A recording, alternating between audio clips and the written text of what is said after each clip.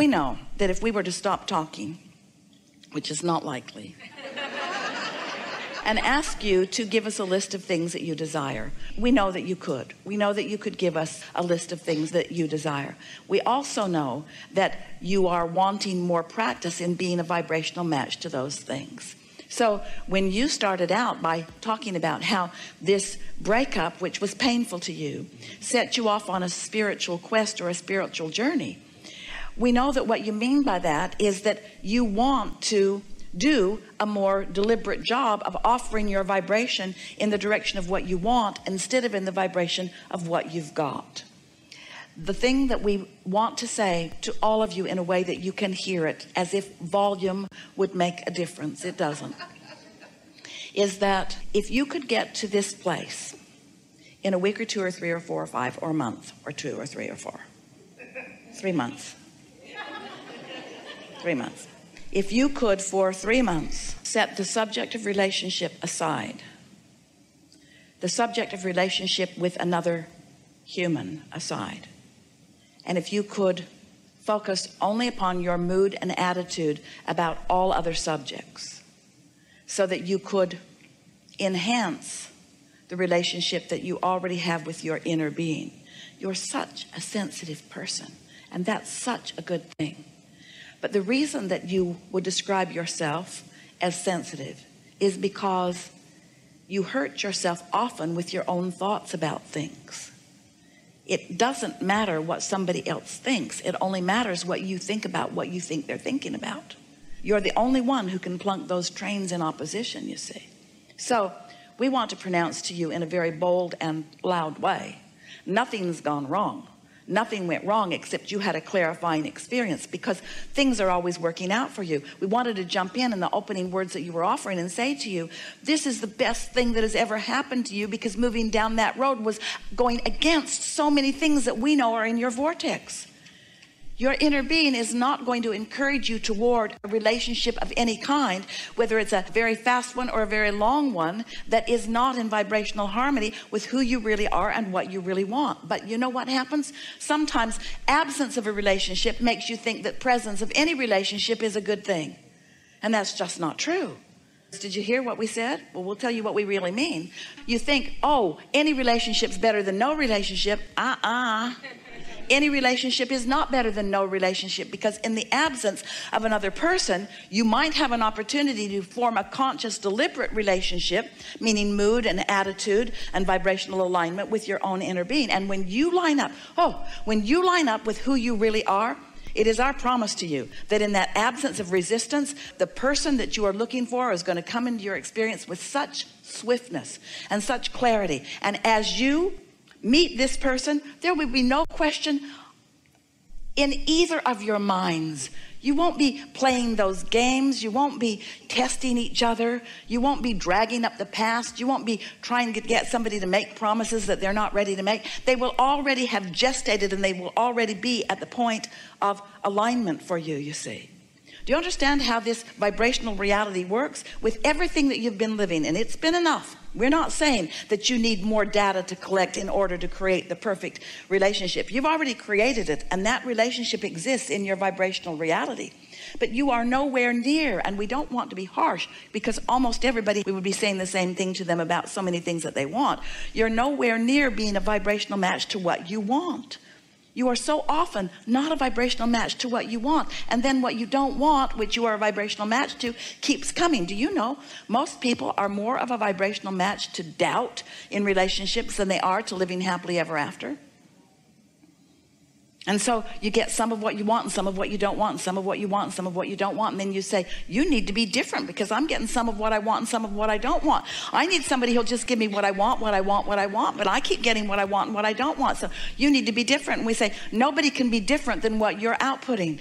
Nobody can be different than what you're outputting. If you want them to clean up their act, you got to clean up your act first. You've got to be a vibrational match, which means you can't harbor thoughts of doubt. You can't worry about those things you're worrying about and then try to get somebody else to promise you that they won't do those things that you're worried about. It never works. When you're really worried about something, you're going to attract the very person who's most likely to do that thing that you're worried about. And then you say, I knew it.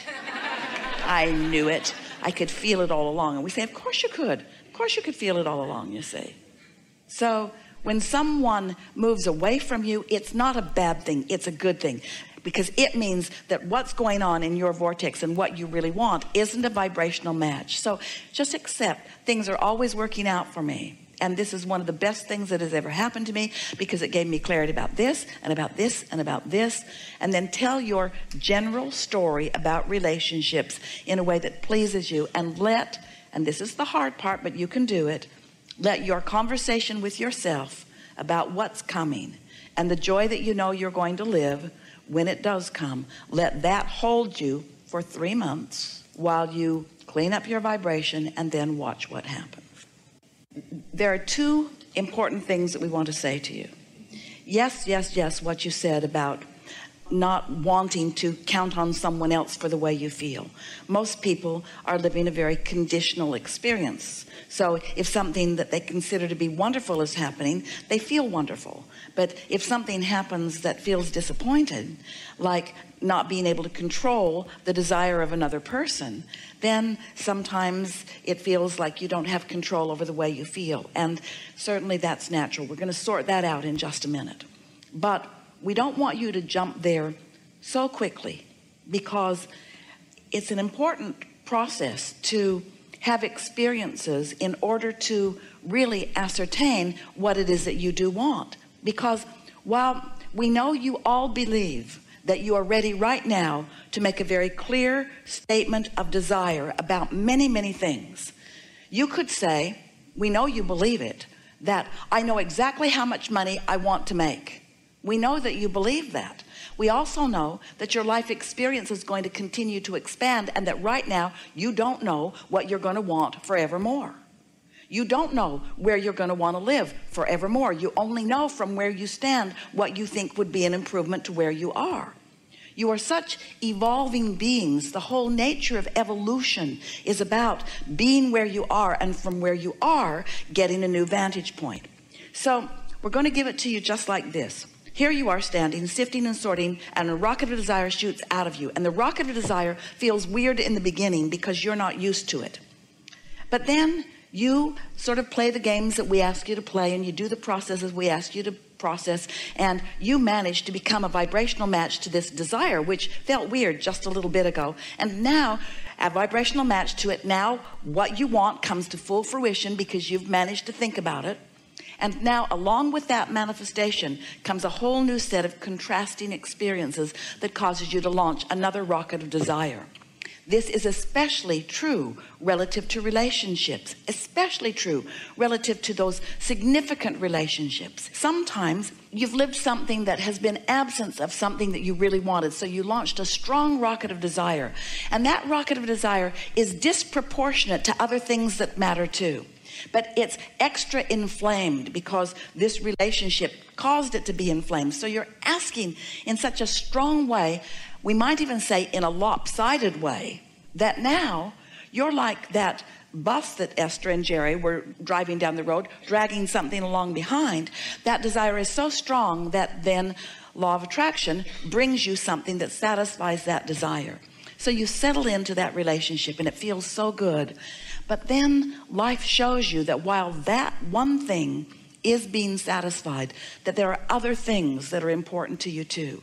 And you launch those rockets of desires. And so it takes a lot of exposure to life and exposure to experiences in order for you to create this wonderful desire, this vibrational desire. We called it a vibrational reality. We called it the vortex of creation. This launching of these rockets, it takes a lot of experience because words don't teach. You could sit with your mother or with a mentor, and they could say, from my experience, this is what you want in a mate. Here's the list. Took me years to come to this conclusion, and a lot of it after I was unhappily married for 30 years, they'll tell you. But this is the list that you want. Here's the list of things you want. You would not let anybody give you that list. It's only life experience that gives you that list. But we want you to know it's not acquiring the list that keeps you from living happily ever after earlier in your life experience. It's not being a vibrational match to the list that you've gathered. We want you to realize that you want someone who is nice, someone who's considerate, someone who cares about you, someone who cares about himself also. You want someone who is easy to be with. You want someone who's energetic and alive. You want someone who gets up and greets the day happily. You want someone who rises easily to feeling good. You want someone who is critical hardly ever at all. You don't want someone who's a doormat. You don't want someone who will do anything that you ask them to do. You want someone who's a thinking person. You want someone who's had some life experience. You want someone who's eager about life. You want someone who dresses well and who likes money and who likes nice things and who drives a nice car. There are lots of things that over lifetime you have gathered, but most of all, you want someone who is intuitive enough to know when they are in alignment and when they are not in alignment. You want someone who understands that they create their own reality and who is willing to take responsibility for their own. You've created a really good list of things that you want, but you are like so many people. You are often not a vibrational match to your own list. So since you've got a mixed bag of vibrations going on, your attraction power is not clean yet. It's not in pure vibrational alignment with what you want, because you put an engine going this way and an engine going this way and an engine going this way and an engine going this way and an engine going this way and an engine going this way. So you've got this vibrational point of attraction going, and of course what you are attracting right now has some of what you want and some of what you don't want, some of what you want in absence of some of what you want. So what we're saying to you, we would not encourage you to want that relationship to turn around when you are still in the process of defining what it is you really want in a relationship. So there was a shift in your expectation is a wonderful concept, because expectation is the marriage between desire and belief. In fact, we could say you get what you expect. It's accurate to say you get what you believe, but it's more poignant to say you get what you expect. So if you want something and you don't expect it, it doesn't come about. But that's why after you've had the experience, quite often somebody who's sat in this hot seat before can come again and again and again and again and again, because they just expect to be there. They know they're going to have a good dialogue and they just expect to be there. And so their expectation equals their point of attraction. You think Abraham is choosing you. You're choosing you. You're choosing you. You're choosing you. We're just the cooperative component. It's the way it is with everything. Everything is that way. There's nothing that is arbitrarily or in some sort of control dictating what happens in your life experience. It's only you. You choose it all. But a lot of times you're not choosing it deliberately. That's why we're talking about these tools that you can use so that you can choose in ways that are more satisfying to you. So you are not puppets on a string. You are co-creators. And there is knowledge of how things work that is deep in the DNA, if you want to call it that, of your inner being.